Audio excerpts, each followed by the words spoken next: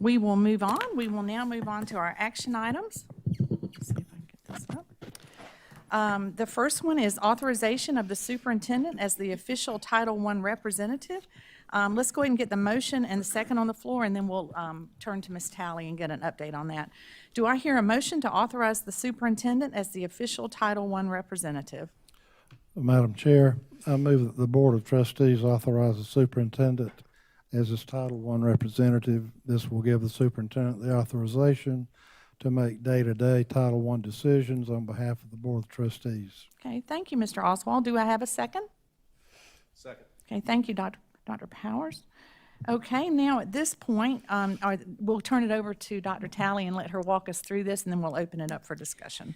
Thank you, Madam Chair and members of the board. This is a routine item I bring forward every year about this time to the board for you to vote to make the superintendent, to give him the authority to act in your stead for Title I funding or anything dealing with Title I.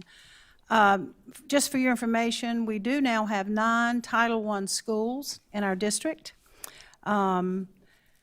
This year's projected allocation for those funds is total $3,590,266. Again, that's an allocation.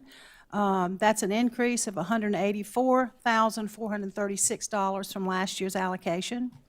You may wonder how we determine that amount. It's not determined by the district, but the state determines that, and they use a formula. That formula is based on the poverty index, which includes free or reduced lunch, and also the average daily membership on the 135th day of school. There is a threshold of 50% free and reduced lunch. Again, the state sets that threshold. Districts can choose 2 options when they distribute Title I funding. One option is to give every school that's designated a Title I school in your district the same amount of funding. The other option is to distribute the funding based on needs of that school. Lexington 1 elects to use the latter option. And I thought you might be interested in seeing the way we distribute that funding.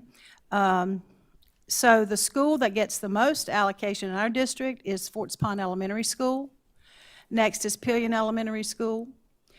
Pillion Middle School is next, and by the way, Pillion Middle School is our only middle school. That's a Title I school. Next is Saxe-Gotha Elementary. Next is Red Bank Elementary. Next is Gilbert Primary School. Next is Gilbert Elementary. Our newest Title I school is White Knoll Elementary School. And then the last in that descending order for receiving distribution is Oak Grove Elementary School. I'm real proud of, we had a retirement this year of our coordinator for Title I, Ms.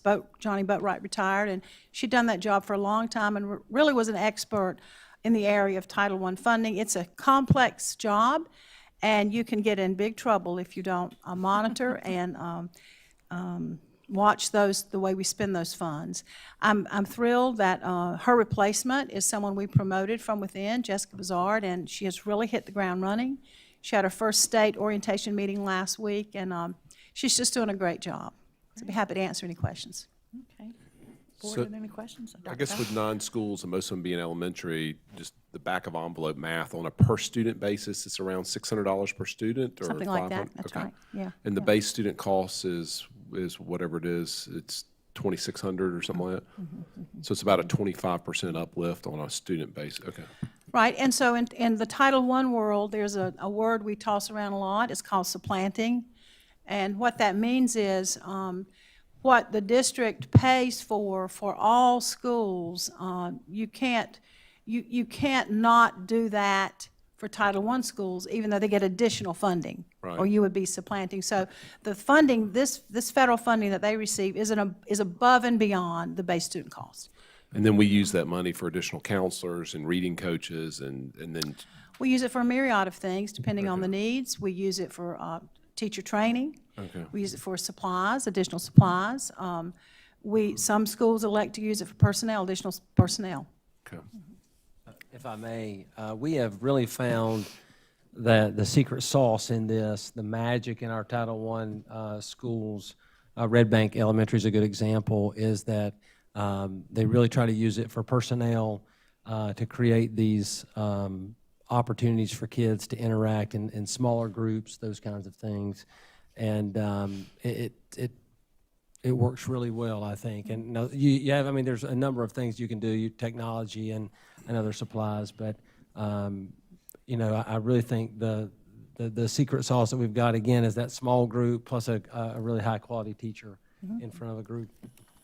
Dr. Talley, just so I understand, just as far as from the funding part of it, so these are federal dollars that are allocated to the state, and then the state figures out how to allocate them to the districts. Is that correct? I mean, it flows through the state to the districts. That's correct. The state uses a formula. It's a prescribed formula, and then the funds are directed to the district, and the district is accountable for the expenditure of those funds, and we're audited every year. So it's a real close scrutiny of those funds. Is the formula that the state uses, is that a formula that the federal government tells them? It is. It prescribes? Yes, ma'am. Any other questions, board? Okay, hearing none, we'll take a vote.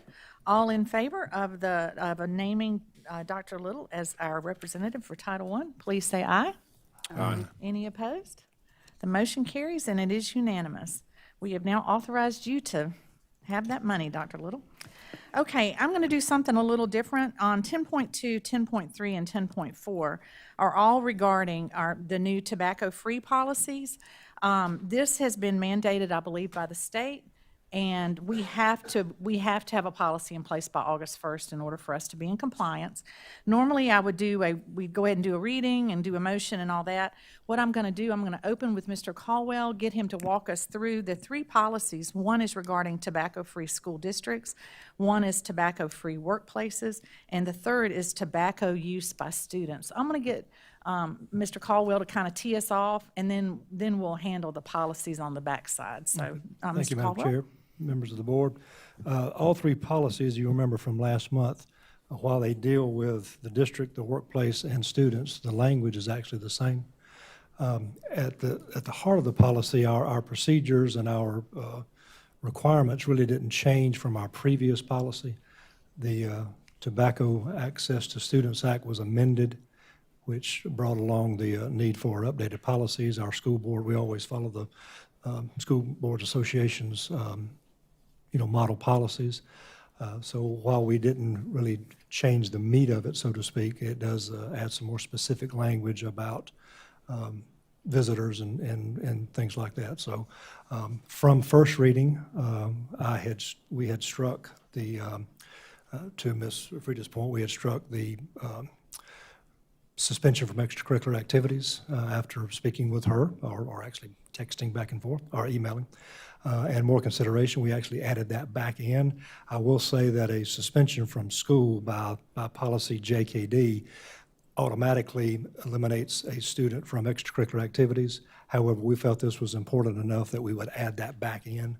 Even so, even if it weren't in, a student who was suspended from school is not allowed to participate in extracurricular activities, but we did add that back in. And that was the change that we made from first to second reading. Okay. And kind of update us on why this policy is moved to the front, and I mean, why it's become so, in fact, I saw on the e-clippings today that I think every board in the state is voting this week on this policy. Well, there's and one word. why the state's so interested in it. The one word's vaping. Dr. Guyton was sharing some data with me just right before the board meeting, and of all this, there were 300,000 students or something that were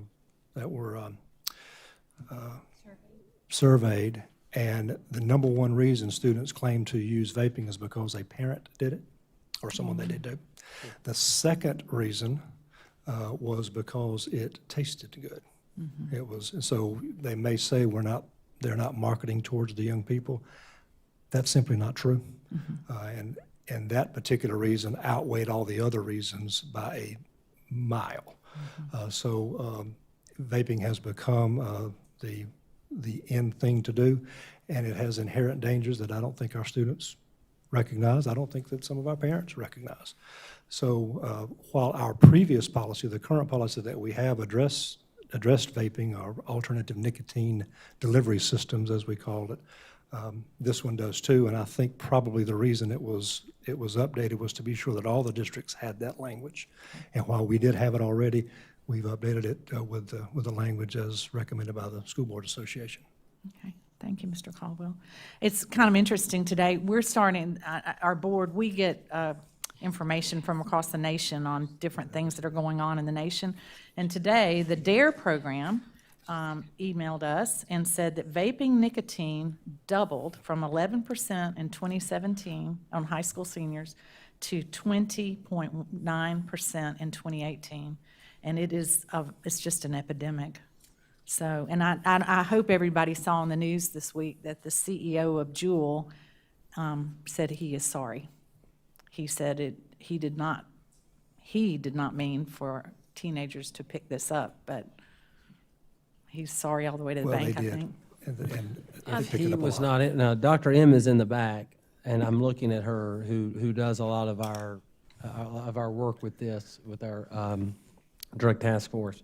And I think she would agree, if he's that sorry, he would quit making products that taste like cotton candy and those types of things. And building a plan in our backyard. And so some of that rings, you know, Oh, I know. I didn't mean to, but we made it taste like cotton candy so kids would like it. Yeah. Well, it was interesting last month at our meeting that we were almost simultaneously with us discussing the first reading of this policy. County Council was voting to give tax incentives for the construction of that plant. And the idea is that job creation doesn't create nicotine use. But there's definitely an endorsement of at least the product through the tax incentives. I was going to try and address some of the questions that Ms. Frieda had, just so Yeah. we do that. Yeah. But I'm using Dr. Little's handwriting, so we'll see if I get it right. On the question about the consequences that are including but not limited to, is that up to the administrator's discretion? Is there a step-by-step procedure? There is our step-by-step procedure, and that's why some of the suggested consequences or recommended consequences from the School Board Association were stricken to begin with. We have held fast, and the other policy that Ms. Frieda addressed, I think it's JICD-R, addresses this also. The first offense is a one-day suspension. The second and subsequent offenses are up to 3 days. And so that's been our consistent enforcement of that, and so that's why we elected to keep those as the consequences. And then we added back the extracurricular suspension, which would have happened anyway. And the mandatory enrollment in the prevention program, is that something that we verify? I mean, do they have to provide documentation that they, I mean, if it's a mandatory enrollment, I mean, is that something that we do require and? Yes, in fact, it's happening now. And what this policy has done, fortunately, has brought this back to the forefront. And I've met with Loretta just today to talk about the cessation program and what that looks like. And it's a Saturday, usually offered on a Saturday. Again, it would be required, and we have a lock social worker who would keep us updated on the students who are enrolled and the students who chose not to, and then there would be subsequent consequences that, to be quite frank with you, we haven't worked out yet as what that would be if they chose not to participate. And what's been your experience of kids who've gone through that education program with their willingness to re-engage a tobacco product? I have anecdotal data. I don't have numbers of repeat offenders, but I've not received any negative communications from any parents or students about that component. I will add this: it is against the law if you're under 18. So law enforcement actually gives a student a citation. It's a $25 fine, basically. We found out recently through this research that when those students go to court, the judge, we are told, in most cases, maybe not 100%, orders the student to the cessation program on the first offense. So we are not taking that step, and if they do that, if they order it on the first offense, and then they've gone through it, and there's a second offense, we'd have to navigate that, but we're not, but again, we found out today that the judge, not the judge, judges are doing that. In fact, it's kind of overwhelmed Loretta with offering those services. Well, I mean, we're getting ready this Thursday at the hospital for a total joint survey to be certified as a total joint replacement center. And part of what the elements that are important is each patient before hip or knee replacement goes through a total joint education class, because we believe the outcomes will be better for those patients if they go through a pre-op education class. And we've seen that. So again, I can't speak to children's psychology, but my guess is with some element of education, people tend to make better decisions. Well, and another thing we did to take it a step further to not always be punitive in nature. We've tried to become more therapeutic in our approach to student discipline. One concern that I had, one concern that our team had was, what if a student really has a severe addiction to tobacco? And it's not just they've tried it for the second time, they've been unfortunate enough to get caught a second time, and they go through this mandatory afternoon or day-long Saturday session. And again, talk with our friends at Loretta, and there is more intensive counseling available for tobacco addiction. I don't know that, I don't suspect many students would come forward and claim that, but they may. We may have adults that do the same thing. So even if it's their first offense, but they really say, I've got a huge problem and I can't put this down, I don't know what to do, then we want to be able to offer some support for that through counseling or whatever that they may need. I typically don't ask questions of audience members, especially guests, but I do have a question for Dr. M. What's the difference in a cigarette nicotine versus a Juul nicotine? Can you give us that stat very quickly? So you mean like how they're made? No, like the Potency. the potency of the cigarette, the nicotine in the cigarette versus the nicotine in the Juul. Can you give that to us? That they have, the Juul, they say is similar to 20 cigarettes. So it's a pack. One pod is equivalent to a pack of cigarettes. So let's talk about some numbers. E-cigarettes entered the U.S. marketplace 2007. From 2011 to 2015, it increased 900%. Wow. So imagine that's your 401k going up 900%. That's the 401k of the manufacturers of e-cigarettes. 1 in 5 high school students, 1 in 20 middle school students currently use e-cigarettes. So there's your 20% and your 5%. In 2016, 1/3 of U.S. middle and high school students who ever used e-cigarettes had used marijuana in e-cigarettes. So that's 33% of those who have used a Juul pod or similar device have also used it in the form of THC or marijuana. Teenagers are good for business Yeah. for these e-cigarette companies, point blank.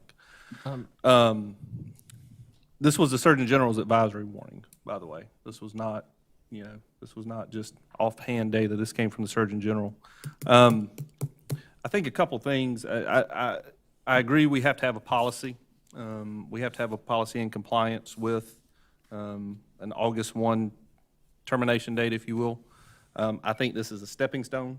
I agree. And I think that's simply what this policy is. I think we need to dive into it further. So I would offer up that this is just an initial conversation. Because there's a lot of other things surrounding this that frankly, you've never taught through, we've never parented through. And so we don't really, and I've never cared through as a pediatrician. So there's a lot of questions to still answer. Secondly, I think anytime you're dealing with an epidemic, which this has been labeled, the more uniformity you can have, the better off you are. So I think the more we can pare this down to a uniform, you do this happens, so on and so forth, I think that takes the stress off the school, the administrators. Thirdly, I think parents need to become indignant about this. You should be angered 41% of students cited they're available in flavors such as mint, candy, fruit, or chocolate. Why would you make a chocolate cigarette? I don't know many adults that like chocolate cigarettes. So this can't be just a school board problem. It can't be just an administrative problem. It can't be a teacher problem. It also has to be a home problem. And we have to become indignant about it. And I think lastly, I think this ties in well with the Project Hope. I think this fits within the idea that we're not just punitive, that we are in the mode of healing. And so I think there has to be an educational piece to this. And sometimes that's as painful as the punishment, quite frankly. But when you're staring at a number of 33%, if you don't say this is a gateway to drug use, you're seriously mistaken. So I would say let's use this as a stepping stone, but it's going to take a lot more work. Dr. Guyton, I completely agree with you that because of the time necessity for compliance, that we probably need to move ahead with this policy and then really dig deep into it. One of the questions that I actually had, Mr. Caldwell, because I did I think several of us did a lot of research and read a lot of tobacco policies from school districts in a lot of different places. And one of the questions that came up, I know that when you walk into a school, in our schools, the doors have the little decal that says tobacco-free, and that's about it.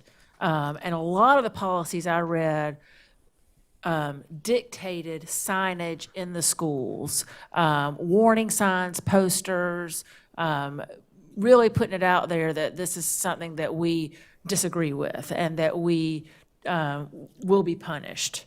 And I wonder if we need to do a little bit more of that sort of PR and, because this policy outlines, like Ms. Frieda pointed out, consequences for campus visitors and volunteers.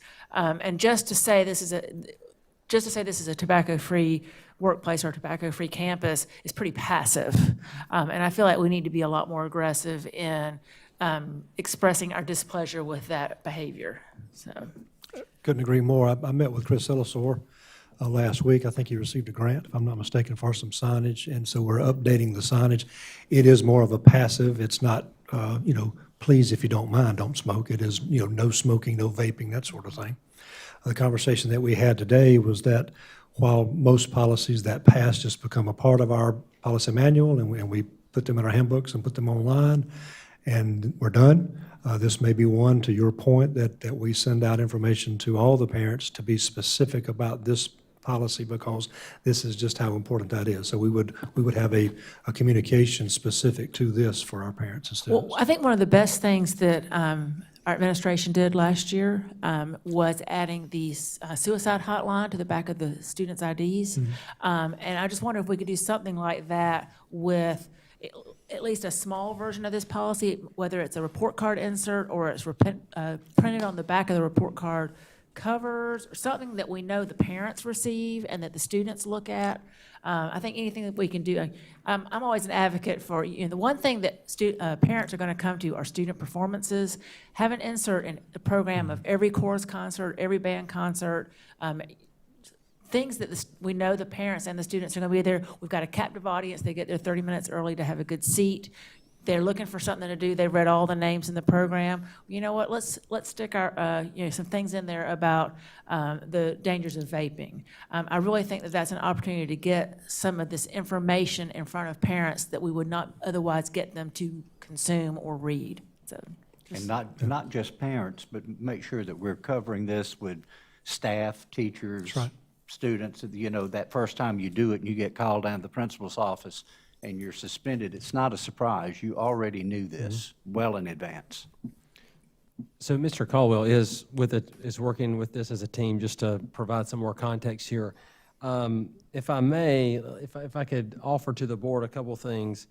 Number one, I would like Mr. Caldwell to have a little bit more time to do a deep dive into this. I know he's been working on it. Could you give us an update in, say, October-ish? Sure. About what because it is a complicated problem. I mean, we could do an update in August if you wanted to, but the truth is, we're going I think we need some more time to And I will have say his that- group continue to work on this. I think that would be one. And then the other thing, this is going to sound maybe a little counterintuitive, but if Jewel is going to be our partner, if our neighbor, they're going to be our neighbor, regardless of whether we like that or Not not. our partner. Okay, so they're moving to the neighborhood. Maybe one thing that I ask the board, perhaps I'll go and engage them in some conversations. Mr. Call and I will engage some conversations about how they can partner with our school district to help provide some funding to help pay for some of these And the prevention answers to some of the challenges that they've had. So it's one thing to be sorry about it. Yeah. It's another thing to say, hey, let's put forth Put your money where your jewel is. some energy and effort, and let's see what they've got to say. Again, I'm from tobacco country, right? R.J. Reynolds and all that stuff up in that area. So I think it's important that if they're going to be our neighbor, perhaps they can be our partner too, because Dr. Guyton. Again, I have Ms. Risch stepped up, talked about having a high schooler, and to be honest, I have a rising junior and a rising fourth grader, and this is only going to get worse before it gets better. And if you ever listen to Dr. M's presentations, you're going around your house and checking highlighters and doing all kinds of crazy stuff and hairspray bottles and everything else. And I think it's important that we continue to be on the front edge of this and work towards helping our students, because one of the things that I think most concerns me is that becoming addicted to nicotine almost becomes a lifelong habit forever. Mm-hmm. So you got a 17-year-old kid who's making the decision today that when they're 50 and 60 years old, they could still be engaging in that activity. And we don't know the long-term health impacts of superheating nicotine and ingesting it into our lungs. So, spoiler alert, my bet is that it's not good. I bet so too. So if those are two things, if those are next steps, I think if And to add to beyond that, it's tonight, not- we will bring this back to the Sure. board and have further conversation. And to add to the nicotine, it's not always nicotine that they're ingesting. Exactly. also. And then So it morphs into our drug policies. That's right. And I just wanted to add one more thing. After our conversation last month, I was told that there is pending legislation that carried over from last year to this coming session, year two of the session, to raise the tobacco purchase age to 21, which would include these products. That's not gonna, that's not like a magic bullet that's gonna solve the problem. However, we do have the situation where we have 18-year-olds that are still high school students. And so if we can at least move that, And I think they're also looking at that at the federal level too. yes, and so I So think, that would- if you want to contact your legislator and tell them that you support that.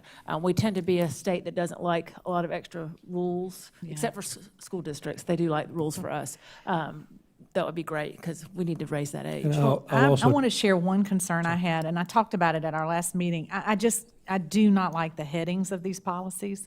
I bet if you ask the average middle schooler, vaping versus tobacco, they don't see that that's the same thing. I think they do not see vaping as tobacco. They see tobacco as that brown gooey stuff that's in a cigarette or in snuff or whatever. Well, they've been conditioned to know that this is an alternative to Right. tobacco. Right, and so I don't really like the title of this, because I think it needs to be, but Jeff and I, we talked and talked, I can't really come up with anything, nicotine device prevention, I don't know. one suggestion, if it were called tobacco and nicotine-free workplace, tobacco and Right. nicotine-free schools, Right. is that something that would be at the, I think that's a good thing, because that's what's in Jewel that's driving that. I mean, Dr. Guyton, you see it every day in your practice.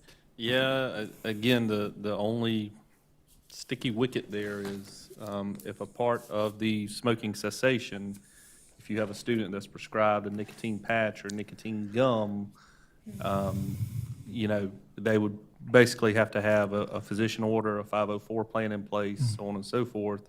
And at that point, they would have a diagnosis of nicotine addiction.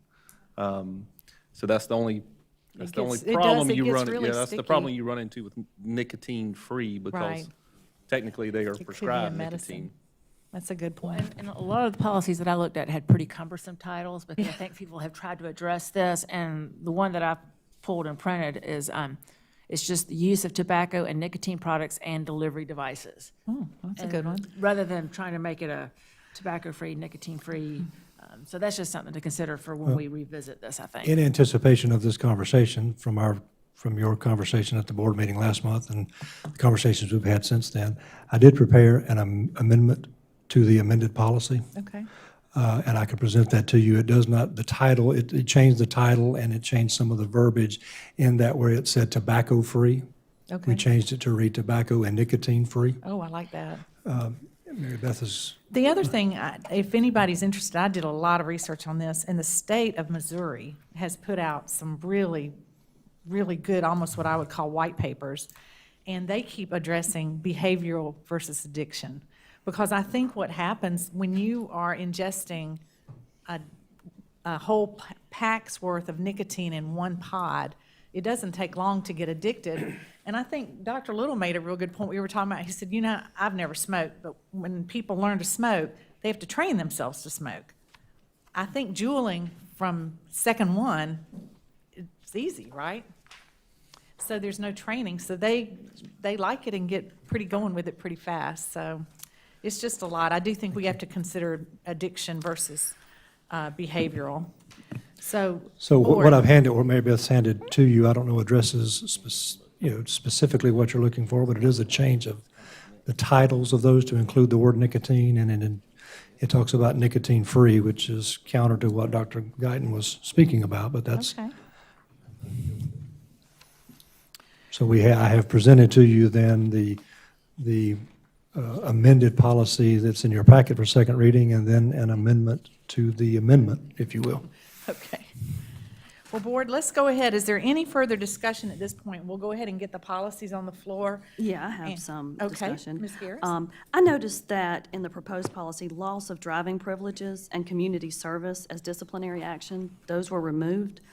I think if we want to let them know we're serious about this, then we need to hit them where it hurts. And if they can't drive to school, that would be a big deterrent. As well as, you had mentioned law enforcement gives a student a citation. If they're doing that, I would like to see that in the policy as well. That would be a big deterrent. And to that point, which are both good points, I pause when I think about putting the law enforcement, because they may change, and they may not, always issue the ticket, or some law may change. Again, to the pleasure of the board, we can add what you would need to be added, but I did think about that, the procedure of how that works. And since that was a law enforcement rule or mandate and not a school mandated that law enforcement would issue the ticket, my fear is if we put that in the policy, it may say that the school district is mandating that law enforcement write a ticket, and they may not always do that, depending on the circumstance. So that's the law enforcement aspect, the breaking of the law aspect of student behavior. We've always left that to the law enforcement officials. Okay, well, I guess that would fall under including but not limited to, as Ms. Frida said. So that way they know there's a chance that if it happens, you could get a citation. I had made a lot of notes. Most of all have been covered, but I would like to see this go through the advisory councils and hear what they have to say. So someone mentioned bringing it back in October or so. And with our policies, we just about always do that. Unfortunately, this mandate came down in June. Right. And it takes 2 readings, and we had to have it by August 1st. So we weren't handed any favors, and I don't want to ever rush through the process. But the 2 things were against us at summertime, and we had I would have loved to have been able to have groups look at this prior to, passing a policy, but we weren't afforded that opportunity. 2 things we can do about that is we have our first student advisory council meeting is in September, and our first parent advisory meeting is in September, or is it October? So we could do both of those prior to the second October meeting. Oh, that'd be good. And so we could have some feedback Okay, By that sounds good. second October. And probably the bigger question is, how much of it, there's a difference between policy and process. And I think the more you can incorporate process into policy, the more streamlined it becomes, especially in situations like this where there is a lot of gray area. So probably, you're kind of hitting on both the same points, that if you incorporate the process, the referral process to SRO or whatever it may be, while we may not control what the SRO may do from a legal perspective, the process stays in place. That's right. And then it becomes the discretion of the SRO, which I'm assuming they're going to abide by a very similar process that's a part of policy, if you will. Part of their law enforcement Part of their policy. policy, That's exactly correct. right. So, Yeah, so to that point, then, one of the consequences could be a referral to law enforcement, referral to SRO, and then whatever comes of that referral is left up to what law enforcement does. I have a question. Speaking of process, so, and you may have said this and I missed it. So who says we have to have this passed by August 1st? The law, The law, whose law? So the state. Federal law, state law? the state law, it was, yeah. State law, copy. and what is the penalty if it's not? Well, I don't know. We'll have a copy of the law, and it doesn't seem that there's much difference in our policies and the law, if any whatsoever. Do y'all know what exactly we changed to adhere to the law? We didn't really change the heart of the policy. We used the more consistent language that schools across the state are using by adopting the model policies from the School Boards Association. So it's our current policy that's not is it out of compliance with the law? No, I don't think so. I don't think so. I mean, I'll pass this down to you, you can look at No, it's mine, not. but, yeah. yeah, think- according to it's a part of the Youth Access to Tobacco Prevention Act of 2006, was amended in April of 2019. And as a part of that, the South Carolina School Board Association revised policies, the ones before you, ADC, GBED, and JICG, to include the additional information required by the statute. So I think it's the additional information as a Just the- part the of new the terms, amended basically. 2006 Act. And so that's what has to be ratified by 2019, or August 1, August 1, yeah. 2019.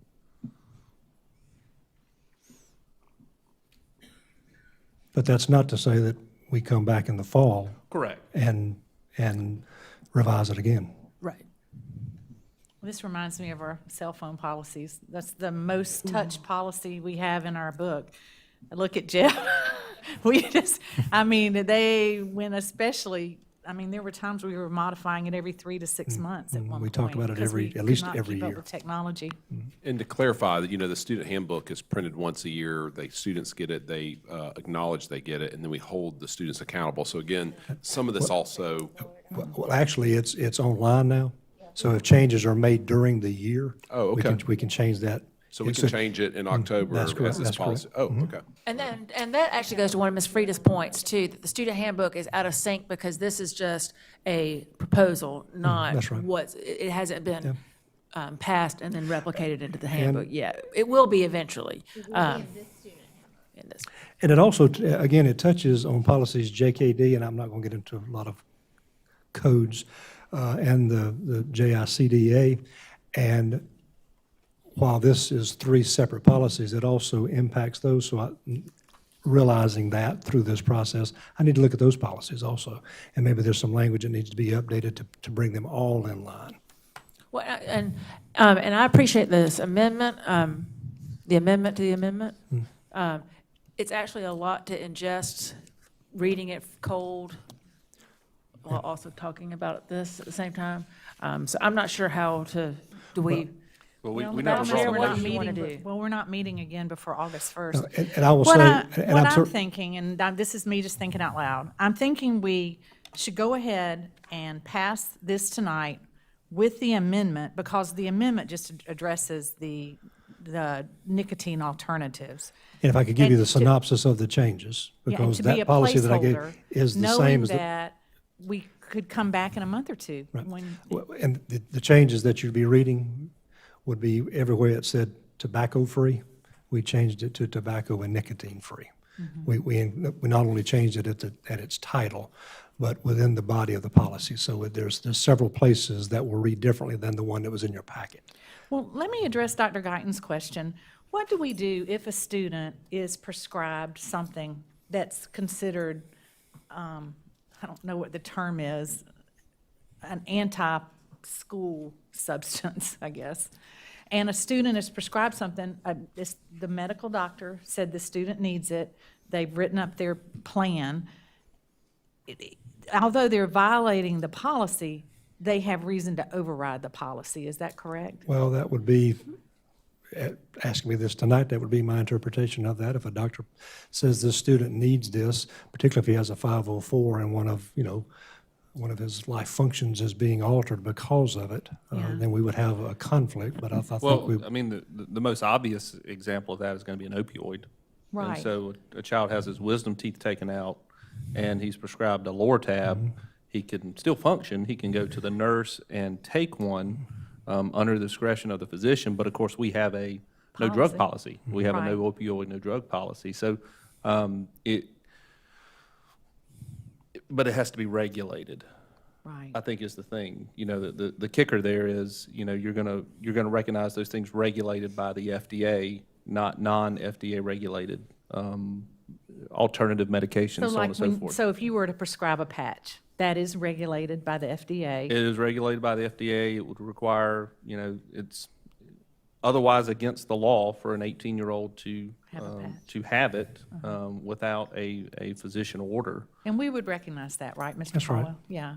So I think does that answer your question about that, about the nicotine? Because I don't want to add this language if you feel like you want to leave it out for right now? It's a tough one. I mean, It is a tough it really one. is a tough one because, again, it's not just student. It's also teacher, administrator, whoever it may be, because Yeah. they may not be under a physician order. And they're They chewing may the be gum. chewing nicotine gum as a part of their smoking cessation, and they're not under the care of a physician. And I asked I asked Mr. Caldwell about that. I said, how do we recognize the gum and the candy? And I don't know how you would, how it's different than regular gum. Yeah, I got nothing. I guess it tastes like Wrigley's. I don't know. I don't either. Spearmint? I don't know. Okay, board, what do you think we should do? We need to get a policy in place so that we're compliant with August 1st. And also, I think it's important for us to have something in place for school starting. right. And I'll be honest, the Juul and the vaping is coming at us like a freight train. And we do need to have something. And then what we can do is put something in place and then massage it as necessary going forward. Because I think it's going to be one of those policies that just keeps coming up and coming up. So until. I'll bring forth a motion. Okay, let's let Dr. Guyton bring forth the motion. So, Madam Chair, I move that we approve policy ADC, tobacco-free school district, as presented in our board packet. Okay, so we're not going to go with the amendment.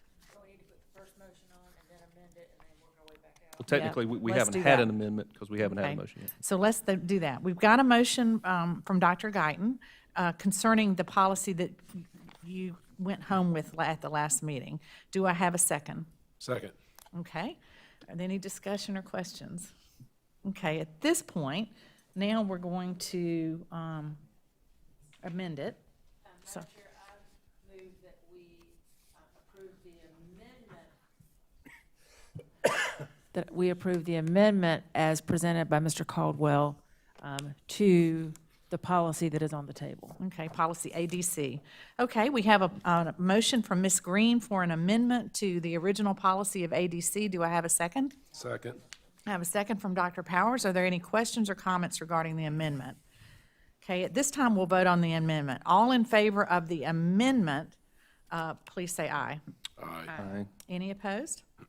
Okay, the motion carries. We are now in favor of the amendment. So now we're going to vote on. Madam Chair, I'll withdraw my original motion, Okay, so that should is that right? suffice. Okay, so ADC passes, and it's unanimous, with an amendment. Okay, now, Dr. Guyton, do I hear a motion to approve GBED tobacco-free workplace as presented? Madam Chair, I move that we approve policy GBED, tobacco-free workplace, as presented in your board packet. Okay, I have a motion from Dr. Guyton. Do I have a second? Second. Second from Dr. Powers. Okay, at this point, We need, we need an amendment. Madam Chair, I would like to move that we accept the amendment from Mr. Caldwell to this policy that is on Okay. the table. Okay, and that would be policy GBED. Do I have a second for the amendment to policy GBED?